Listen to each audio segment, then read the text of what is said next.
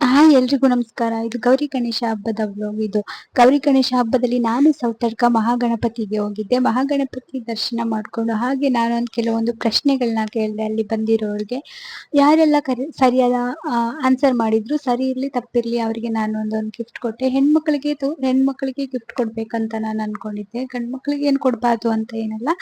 ಆದ್ರೂ ಗೌರಿ ಹಬ್ಬದಲ್ಲಿ ಗಣೇಶನ್ ಪರವಾಗಿ ಒಂದೊಂದು ಪ್ರಶ್ನೆಗಳನ್ನ ಕೇಳಿದೆ. ಅವರು ಸರಿಯಾಗಿ ಆನ್ಸರ್ ಮಾಡಿದ್ದಕ್ಕೆ ನಾನು ಗಿಫ್ಟ್ ಕೂಡ ಕೊಟ್ಟೆ ಅವರಿಗೆ.